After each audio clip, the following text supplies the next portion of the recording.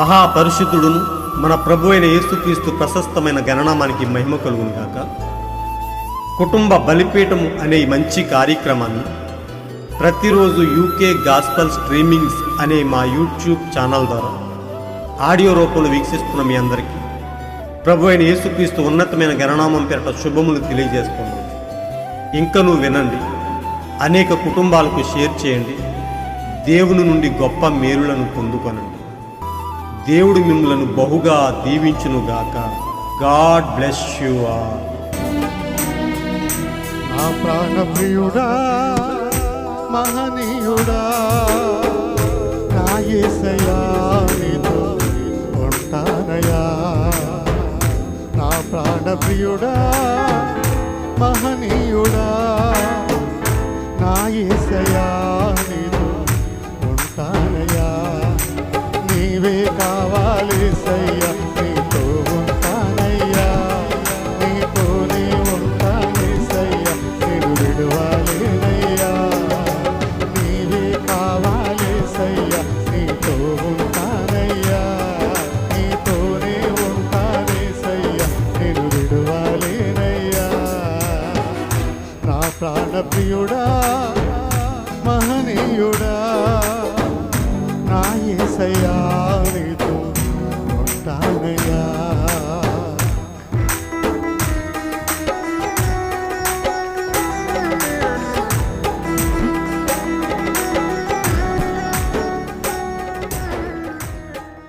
ఒక కుటుంబ బలిపీఠం వాల్యూమ్ 1 నుండి 237వ రోజు, ఆగస్ట్ 25వ తేదీ. అంశము నీయందు క్రీస్తు రూపం ఏర్పడుట. ఈ అంశము కొరకు కొంత వాక్య భాగాలను చదువుకుందాం. 2వ కొరింథీ 4వ అధ్యాయము 4వ వచనము. దేవుని స్వరూపి అయి ఉన్న క్రీస్తు మహిమను కనుపరుచు సువార్త ప్రకాశము వారికి ప్రకాశింపకుండు నిమిత్తము ఈ యుగ సంబంధమైన దేవత అవిశ్వాసులైన వారి మనోనేత్రములకు గుడ్డితనము కలుగజేసెను. గలతీ 4వ అధ్యాయము 19వ వచనము.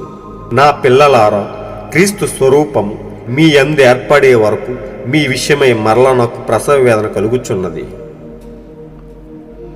ఈ అంశము కొరకు సమకూర్చబడిన నేటి కుటుంబ బలిపీఠమును చదివి విందాం. మరియలో క్రీస్తు యేసు రూపం ఏర్పడుతున్నప్పుడే హింస మొదలయ్యింది. అది నిజం. ఆమెకి హింస అప్పుడే మొదలయ్యింది. మరియు మీలో కూడా అది అంతేనండి.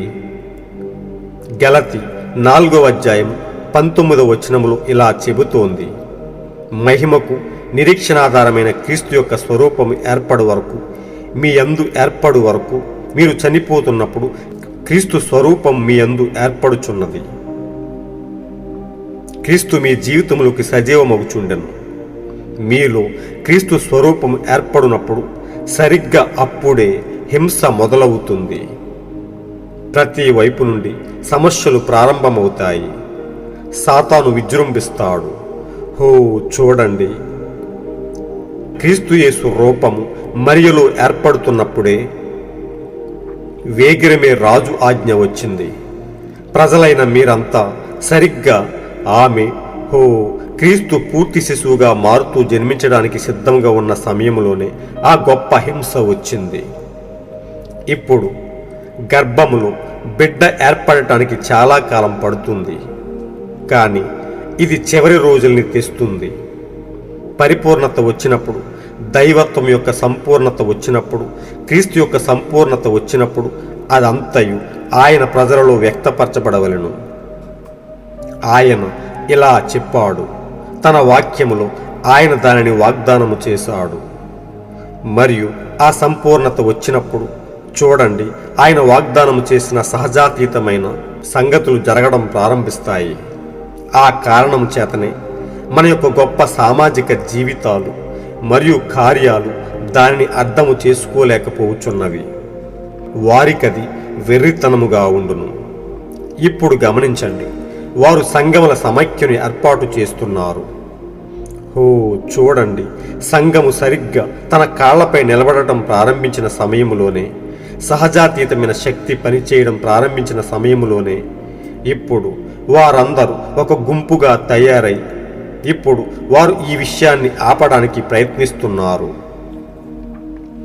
అప్పుడు ఎలా జరిగిందో సరిగ్గా అలాగే గత శనివారం ఫీనిక్స్లో నేను చెప్పినట్లుగా సంఘ సమైక్య ద్వారా మాత్రమే జనులు లోనకి వచ్చినట్లుగా ఫిలిస్తీయులు బెత్లెహేములో వారి కోసం కాపలా కాశారు. వారు వారిని నీళ్లు నిలబడిన తొట్ల దగ్గరికి తీసుకువెళ్ళెదరు. బెత్లెహేములోని స్వచ్ఛమైన నీటి వద్దకు మాత్రము కాదండి, నిజముగా ఖచ్చితముగా కాదు. ఇప్పుడు మనం గమనిద్దాం. అప్పుడు రాజు తన ఆజ్ఞను ఇచ్చాడు. సరిగ్గా క్రీస్తు ఏర్పడుతున్నప్పుడే మేమాయన నక్షత్రము చూసి ఆయనకు ఆరాధింప వచ్చితిమి అనే వర్తమాన భాగము నుండి సేకరింపబడిన ఎంతో ఉన్నతమైన అంశం. మహాపరిశుద్ధుడును మహా గొప్ప దేవుడును మన ప్రభు అయిన యేసుక్రీస్తు ఉన్నతమైన నామానికి మహిమ ఘనత ప్రభావములు కలుగునుగాక.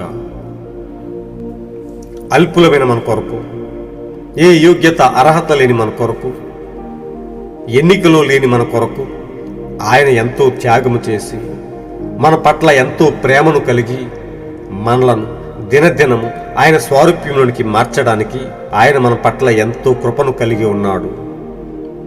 ఆయన రూపాన్ని మనం పొందుకోవాలని, మనం ఆయనలానే మార్చబడాలని, క్రీస్తు యేసు యొక్క రూపాన్ని మనలో పొందుకొని మనం కూడా ఆయనలా తీర్చిదిద్దబడాలని, ఆయన రూపాన్ని మనం పొందుకునే వరకు ఆయన ఎంతగానో ఆశతో ఎదురు చూస్తూ ఉన్నాడు.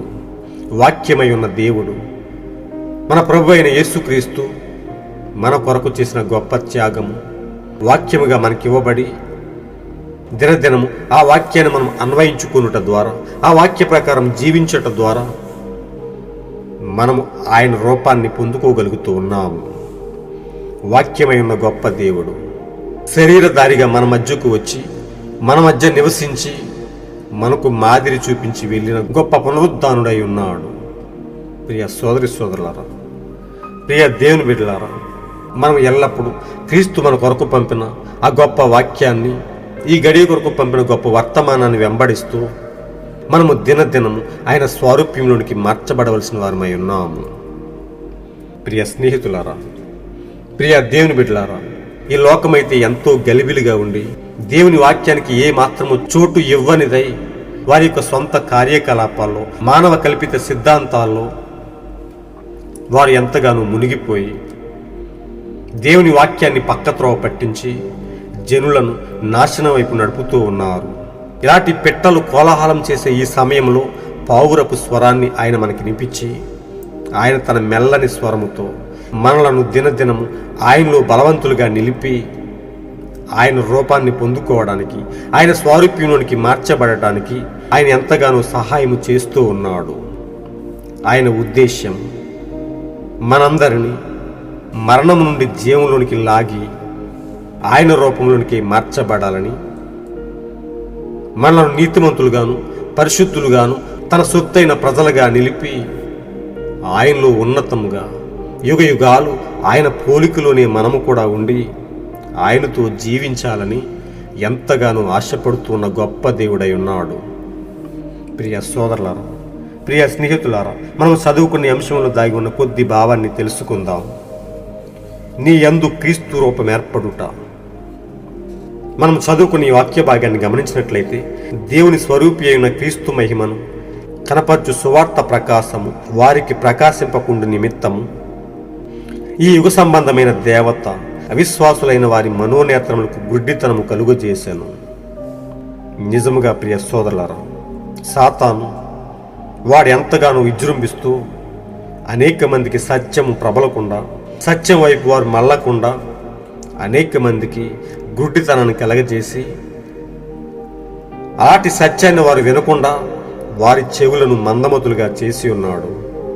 వారి మనోనేత్రములకు గుడ్డితనం కలుగజేశాడని ఈ యుగ సంబంధమైన దేవత అవిశ్వాసులైన వారి మనోనేత్రములకు గుడ్డితనము కలుగజేశాడని దేవుని యందు విశ్వాసం ఉంచని వారికి సాతాను అనగా ఈ యుగ సంబంధమైన దేవత గుడ్డితనం కలుగు చేసి దిగంబరులుగా చేసి వాక్యము నుండి దూరముగా లాగి వారిని నాశనానికి పో మార్గంలో నిలుపుతూ ఉన్నాడు. ప్రియ సోదరి సోదరులారా, కానీ మన ప్రభు అయితే, మన రక్షకుడైతే ఎంతో ఆశతో ఎదురు చూస్తూ ఈ విధముగా అంటూ ఉన్నాడు, నా పిల్లలారా, క్రీస్తు స్వరూపము మీ యందు ఏర్పడే వరకు మీ విషయమై మరలా నాకు ప్రసవ వేదన కలుగుచున్నది. మీరు తప్పిపోకుండా ఉండునట్లు, మీరు జారిపోకుండా ఉండునట్లు, మీరు సాతాను యొక్క శోధనలో ప్రవేశింపకుండా ఉండునట్లు, వాడు కుయుక్తులో పడకుండా ఉండునట్లు మీ యందు నేను ఎంతో ఆశతో ఎదురు చూస్తూ మీ కొరకు ఎంతో ప్రసవ వేదన పడుతూ ఉన్నాను.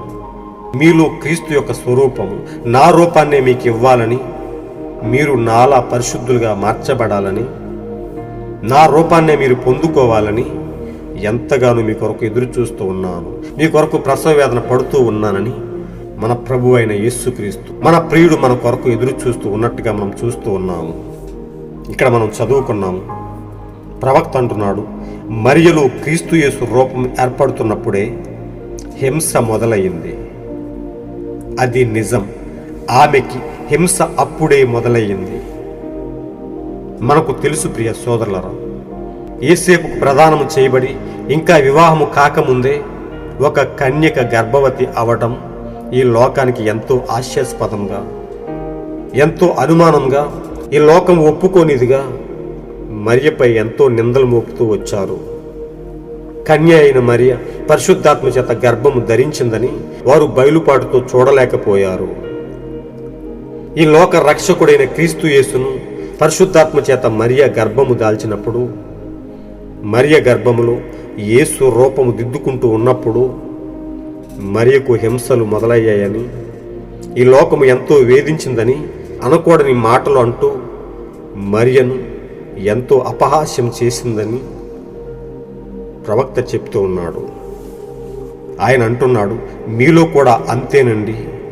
ఈ లోకము ఎల్లప్పుడూ పరిశుద్ధులను, దేవుని బిడ్డలను, ఆయన కొరకు యథార్థముగా బ్రతుకుతున్న ప్రజలను నిందిస్తూ, అపహాసిస్తూ, హేళన చేస్తూ, వారందరినీ గేలి చేస్తూ, ఒక పిచ్చివాళ్ళుగా, ఒక ఎర్రివాళ్ళుగా వాళ్ళను చూస్తూ ఎల్లప్పుడూ ముందుకు సాగుతుంది.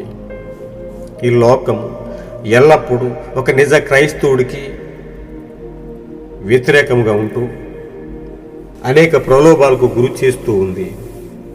ప్రవక్త అంటున్నాడు, క్రైస్తవ జీవితం అంటే క్రీస్తును మనం పొందుకున్నట్లయితే మరియ పొందుకున్న ఆ అపనిందల వలనే నేడును మనము కూడా క్రీస్తు మనలో రూపము దిద్దుకుంటున్నట్లయితే, క్రీస్తు స్వారూప్యంలోనికి మనం మార్చబడుతూ ఉన్నట్లయితే మరియ పొందుకున్న ఆ అవమానాన్ని నేడు మనము కూడా పొందుకోవలసి ఉందని, మనము కూడా ఈ లోకం చేత గేలి చేయబడతామని, నిందించబడతామని, అపహసించబడతామని ప్రవక్త మనకు తెలుపుతూ ఉన్నాడు. ఆయన అంటున్నాడు, గలతీ 4:19 ఇలా చెబుతోందని, మహిమకు నిరీక్షణ ఆధారమైన క్రీస్తు యొక్క స్వరూపము మీరు చనిపోతూ ఉన్నప్పుడు క్రీస్తు యొక్క స్వరూపం మీ యందు ఏర్పడుచున్నది. క్రీస్తు మీ జీవితంలో సజీవమగుచుండెను. మీలో క్రీస్తు స్వరూపం ఏర్పడుచున్నప్పుడు సరిగ్గా అప్పుడే హింస మొదలవుతుంది. ప్రతి వైపు నుండి సమస్యలు ప్రారంభమవుతాయి. సాతాను విజృంభిస్తాడు. చూడండి ప్రియ సోదరులారా, ప్రియ స్నేహితులారా, మనం ఎప్పుడైతే మన జీవితాలను పూర్తిగా క్రీస్తు కొరకు సమర్పించుకుని మనం క్రీస్తు స్వారూప్యంలోనికి మార్చబడటానికి మన జీవితాలను ఆయనకు అప్పగించుకున్నప్పుడు సాతాను అప్పుడే మనపై విజృంభిస్తాడని, మనలను అనేక హింసలకు గురి చేసి మనము ఆయన స్వారూప్యంలోనికి మార్చబడకుండా, వాక్యాన్ని నెరవేర్చకుండా, వాక్యంలో మనం భాగము కాకుండా వాడు మనల్ని ఎంతో ప్రలోభపెట్టి అనేక ప్రతికూల పరిస్థితులకు గురి చేసి వాడు క్రీస్తు నుండి మనల్ని బయటకు లాగాలని, క్రీస్తు నుండి వేరు చేయాలని వాడు ఎంతో కుయుక్తితో పనిచేస్తూ ఉంటాడు. మీలో క్రీస్తు స్వరూపం ఏర్పడుచున్నప్పుడు సరిగ్గా అప్పుడే హింస మొదలవుతుంది. మనం ఎప్పుడైతే క్రీస్తు కొరకు బతకాలని నిర్ణయించుకుంటామో మన జీవితంలో అనేక రకములైన కష్టాలు, వేదనలు, బాధలు, శోధనలు అప్పుడే మొదలవుతాయి. ఎందుకంటే అదంతా చేయువాడు సాతానై ఉన్నాడు. మనల్ని ఏమాత్రం క్రీస్తు వైపుకు వెళ్లకుండా, జీవ మార్గంలోనికి ప్రవేశింపకుండా మనల్ని నాశనం చేయాలని, క్రీస్తు స్వరూపాన్ని మనం పొందుకోకుండా ఉండాలని వాడు ఎల్లప్పుడూ కుయుక్తితో పనిచేస్తూ ఉన్నాడు. మహిమకు నిరీక్షణాధారమైన క్రీస్తు యొక్క స్వరూపము మీ యందు ఏర్పడు వరకు, మీరు చనిపోతున్నప్పుడు క్రీస్తు స్వరూపం మీ యందు ఏర్పడుచున్నది. మనం ఎప్పుడైతే క్రీస్తులో చనిపోతూ ఉంటామో, మనం ఈ లోక మాలిన్యము నుండి, ఈ లోక ప్రభావం నుండి పూర్తిగా దూరంగా జరుగుతూ ఉంటామో, నిశ్చయంగా మనం ఈ లోకంలో సచ్చిన వారమై క్రీస్తులో జీవాన్ని పొందుకుని వారముగా ఉంటాము. మనం ఈ లోక విషయంలో చచ్చిన వారమైతే, మనలో ఏ ఆశలు లేని వారమైతే, మనలో ఏ పాపము లేని వారమైతే, నిశ్చయంగా క్రీస్తు మనలో జీవం పోసుకుంటూ ఉన్నాడు. క్రీస్తు మనలోనికి వచ్చి మనలను క్రీస్తు యొక్క రూపంలోకి మారుస్తూ ఉన్నాడు. ప్రియ సోదరులారా, ఎంత ధన్యత ప్రియ సోదరి సోదరులారా. ఆయన ప్రజలమై ఉన్నాము, ఆయన సొత్తై ఉన్నాము. మనము వాక్యానికి మన జీవితాలను పూర్తిగా సమర్పించుకున్నప్పుడు నిశ్చయంగా ఆ వాక్యం మనలోకి వచ్చి మన హృదయంలో నివసించి మనలను దినదినము క్రీస్తు యొక్క రూపంలోకి మారుస్తూ ఉన్నది. క్రీస్తు రూపాన్ని మనకి ఇస్తూ ఉన్నది. వాక్యమైన గొప్ప దేవుడు, వాక్యమనగా యేసుక్రీస్తు అయి ఉన్నాడు. ఆ యేసుక్రీస్తు యొక్క రూపమే వాక్యం ద్వారా మనం పొందుకోగలుగుతూ ఉన్నాము. ప్రవక్త చెప్తున్నాడు, క్రీస్తు యేసు రూపం మరియలో ఏర్పడుతున్నప్పుడే వేగిరమే రాజాజ్ఞ వచ్చింది. ప్రజలైన మీరంతా సరిగ్గా అప్పుడే ఓ ఆమె క్రీస్తు పూర్తి శిశువుగా మారుతూ జన్మించడానికి సిద్ధంగా ఉన్న సమయంలోనే ఆ గొప్ప హింస వచ్చింది. మరియా కుటుంబము ఎంతో కలవరానికి గురయ్యింది. క్రైస్తవ జీవితం అంటే ఎల్లప్పుడూ పోరాటంతో కూడినదై ఉన్నది. అందుకే ప్రవక్త అన్నాడు, క్రైస్తవ జీవితం అంటే పూలపాన్పు లాంటిది కాదు గాని ముళ్ళ బాట అయి ఉన్నదని, క్రీస్తు నిమిత్తం మనము అనేక శ్రమలను అనుభవించవలసిన వారమై ఉన్నామని, మనలో క్రీస్తు కొరకు జీవించాలనే ఆశ ఉన్నప్పుడు సద్భక్తి చేయను ఉద్దేశించి ప్రతి వాడును హింస పొందక తప్పదని, శ్రమలు అనుభవించక తప్పదని ఆయన చెప్పిన మాట ప్రకారము క్రైస్తవ జీవితం ఎల్లప్పుడూ ఈ లోకంలో పోరాటాలు చేస్తూ ముందుకు సాగవలసినదై ఉన్నది. ఈ లోకము ఎల్లప్పుడూ క్రైస్తవునికి వ్యతిరేకముగా ఉన్నది, క్రైస్తవుని నిందిస్తూ ఉన్నది. అలాంటి క్రమంలోనే కన్య అయిన మరియను మనం గమనించినట్లయితే, క్రీస్తు ఆమె గర్భంలో రూపము దిద్దుకుంటూ ఉన్నప్పుడు ఎన్నో అవమానాలను పొందుకుంది, ఎంతో హేళన చేయబడింది, అనేక మంది చేత అపహాస్యం చేయబడింది, నిందించబడింది. నేడు మనము కూడా మన జీవితంలో క్రీస్తును కలిగి ఉన్నట్లయితే, ఆయన రూపాన్ని మనం పొందుకుంటూ ఉన్నట్లయితే, వాక్యమై ఉన్న దేవుడు మనలో నివసించినట్లయితే, మరియ పొందుకున్న అవే అవమానాలు, అవే నిందలు నేడు మనము కూడా పొందుకోవలసిన వారమై ఉన్నాము. నిశ్చయముగా పొందుకుంటామని ప్రవక్త చెప్తూ ఉన్నాడు. మరియ గర్భంలో బిడ్డ ఏర్పడటానికి చాలా కాలం పడుతుంది, కానీ ఇది చివరి రోజుల్ని తెస్తుంది. పరిపూర్ణత వచ్చినప్పుడు, దైవత్వం యొక్క సంపూర్ణత వచ్చినప్పుడు, క్రీస్తు యొక్క సంపూర్ణత వచ్చినప్పుడు అదంతయు ఆయన ప్రజలలో వ్యక్తపరచబడవలెను. ఆయన ఇలా చెప్పాడు, తన వాక్యమును ఆయన దానిని వాగ్దానము చేశాడు. సంపూర్ణత వచ్చినప్పుడు ఆయన వాగ్దానం చేసిన సహజాతీతమైన సంగతులు జరగడం ప్రారంభిస్తాయని ప్రవక్త చెప్తూ ఉన్నాడు. నిశ్చయంగా దేవుడు మనకిచ్చిన గొప్ప బయలుపాటును బట్టి వాక్య విషయంలో మనం సంపూర్ణత బయలుపాటును పొందుకుని ఆయన వాక్యాన్ని పూర్తిగా తెలుసుకుని వారమై క్రీస్తులో ఉన్నతులుగా జీవించడానికి, మనం ఒక పరిపూర్ణమైన మానవుని స్వరూపంలో మార్చబడటానికి పరిపూర్ణమైన వాక్యము, సంపూర్ణమైన వాక్యము మనల్ని ఇంకనూ బలపరుస్తూ, ఇంకనూ ఆయన కొరకు జీవింపజేస్తూ, గొప్ప బయలుపాటునిస్తూ, ఆయనను గూర్చిన గొప్ప ప్రత్యక్షతను కల్పిస్తూ, అనేకమైన గొప్ప సహజాతీతమైన సంగతులను చూడటానికి, అలాంటి గొప్ప విషయాలను అనుభవించడానికి, క్రీస్తు స్వరూప్యంలోనికి మార్చబడటానికి, ఆయన రూపాన్ని మనం పొందుకోవడానికి ఎంతగానో సహాయపడుతూ ఉన్నది. సంపూర్ణమైన ఆయన వాక్యము మనలను కూడా సంపూర్ణంగా మారుస్తూ ఉన్నది. ఈ లోకంలో దేవుని పేరు చెప్పుకుంటూ అనేక సంఘ శాఖలు దేవుని వాక్యానికి ఏమాత్రము చోటు ఇవ్వని వారై దేవుని వాక్యాన్ని పక్కకు పెట్టి ఆయా మత శాఖల సిద్ధాంతాలు వారి యొక్క సొంత వ్యర్థమైన కార్యకలాపాల్లో మునిగి క్రీస్తుకు ఏమాత్రము చోటు ఇవ్వని వారై ఆత్మీయ కార్యాలను జరిగించుటకు బదులుగా సంఘాలలో డబ్బుపరమైన విషయాలను మాట్లాడుతూ వ్యర్థమైన కార్యకలాపాలను చేస్తూ లోక సంబంధమైన విషయాలను సంఘంలోకి చొరబడేలా చేసి దేవుణ్ణి ఎంతో అవమానపరుస్తూ ఉన్నారు. ప్రవక్త చెప్తూ ఉన్నాడు, వారందరూ ఒక యూనిటీగా ఏర్పడి WCCగా, వరల్డ్ కౌన్సిల్ ఆఫ్ చర్చెస్గా, సంఘముల సమైక్యగా వారు ఏర్పాటు అయ్యి క్రీస్తుకు లోబడని వారై, ఆత్మీయతకు స్థానము లేని వారై ఈ విధముగా జీవిస్తున్నట్టుగా మనం చూస్తూ ఉన్నాము. ప్రవక్త అంటున్నాడు, వారు సంఘముల సమైక్యను ఏర్పాటు చేస్తూ ఉన్నారు. చూడండి, వారు ఎంతో క్రీస్తు నుండి దూరముగా జరిగిపోయారు.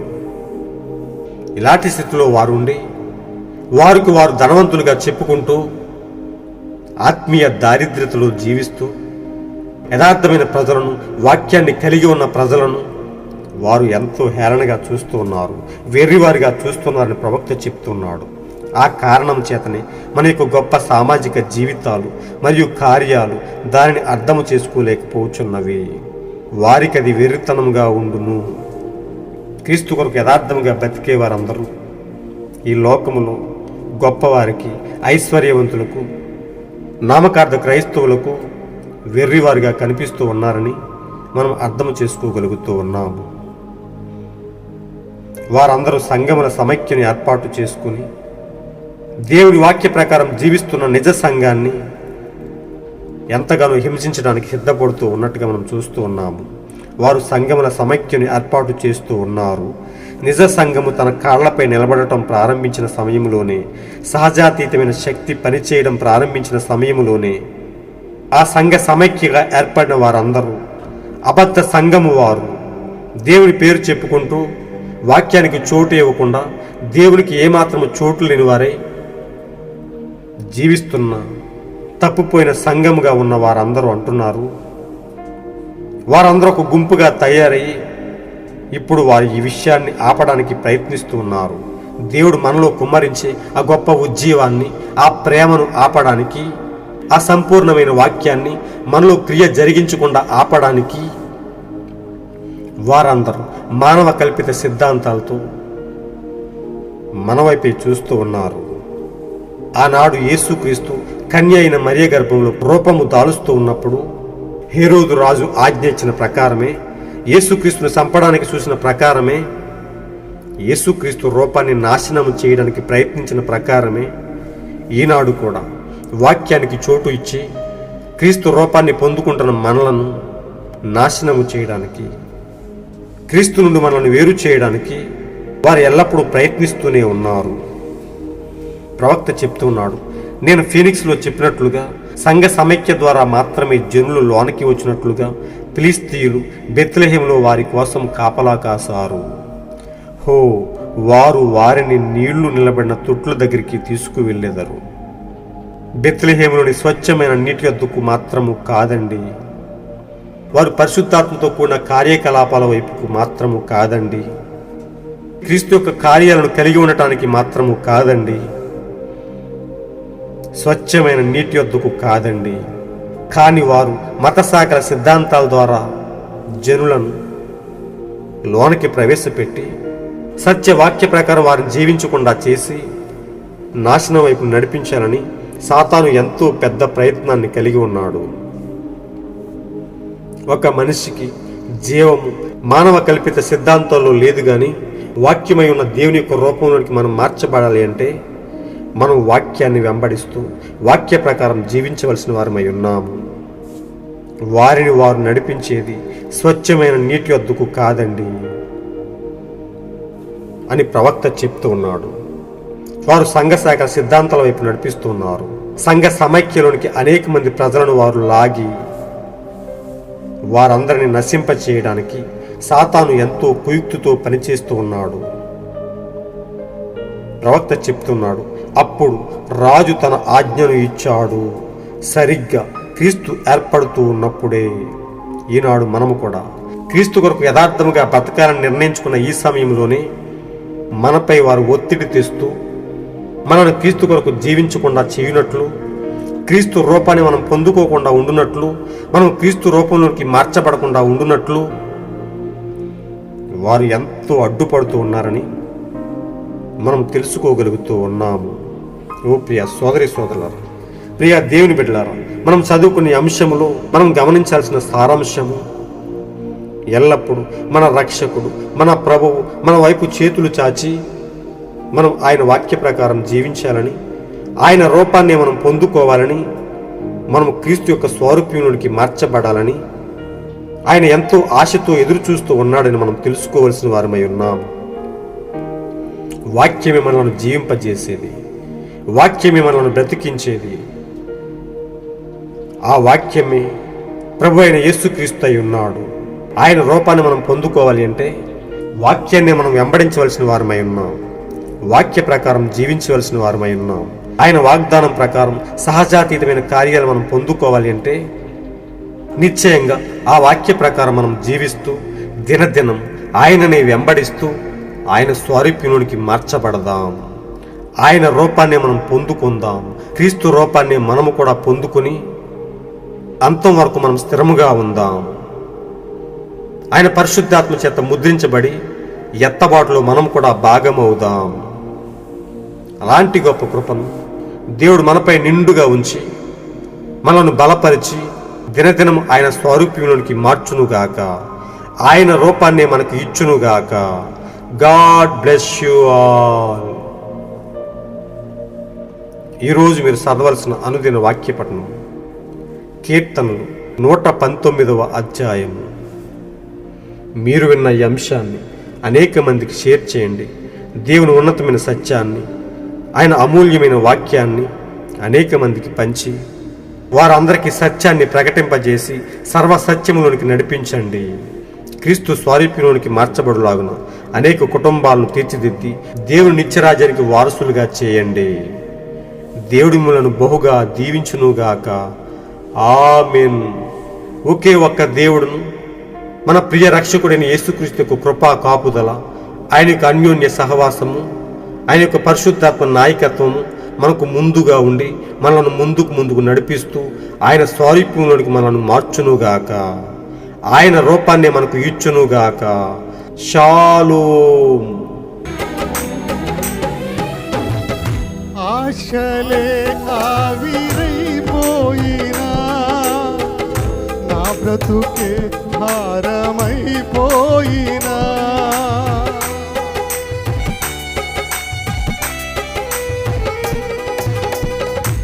ఆశలే ఆవిరైపోయినా నా బ్రతుకే భారమైపోయినా శ్రమలు శోధించినా ఉన్న ధైర్యమే కలిగినా శ్రమలు శోధించినా నాతో ఉన్న ధైర్యమే కలిగినా ప్రాణం పోయేంత వరకు నీతోనేనయ్యా, తుది శ్వాస వరకు నీతో ఉంటానయ్యా, ప్రాణం పోయేంత వరకు నీతోనేనయ్యా, తుది శ్వాస వరకు నీతో ఉంటానయ్యా. నీవే కావాలేసయ్యా, నీతో ఉంటానయ్యా, నీతోనే ఉంటానేసయ్యా, నేను విడువలేనయ్యా. నీవే కావాలేసయ్యా, నీతో ఉంటానయ్యా, నీతోనే ఉంటానేసయ్యా, నేను విడువలేనయ్యా. నా ప్రాణప్రియుడా మహనీయుడా నా యేసయ్యా, నీతో ఉంటానయ్యా.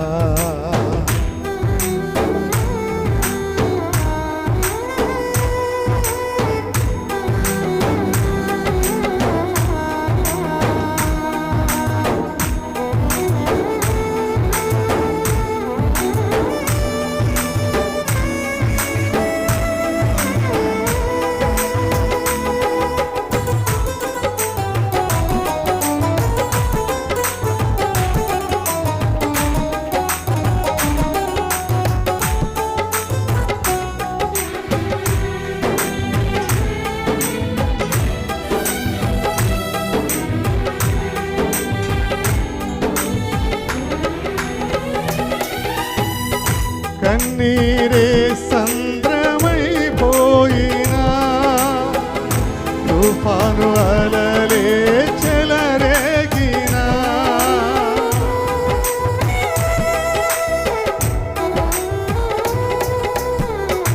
కన్నీరే సంద్రమైపోయినా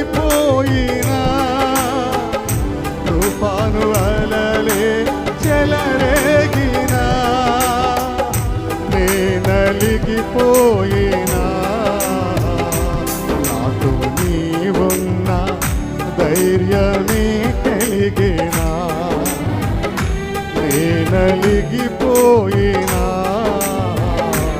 నాతో నీవున్న ధైర్యమే కలిగిన ప్రాణం పోయేంత వరకు నీతో నేనయ్యా తుది శ్వాస వరకు నీతో ఉంటానయ్యా ప్రాణం పోయేంత వరకు నీతో నేనయ్యా తుది శ్వాస వరకు నీతో ఉంటానయ్యా నీవే కావాలి సయ్యా నీతో ఉంటానయ్యా నీతోనే ఉంటానే సయ్యా నేను విడువాలేనయ్యా నీవే కావాలి సయ్యా నీతో ఉంటానయ్యా నీతోనే ఉంటానే సయ్యా నేను విడువాలేనయ్యా నా ప్రాణ ప్రియుడా నా యేసయ్యా నీతో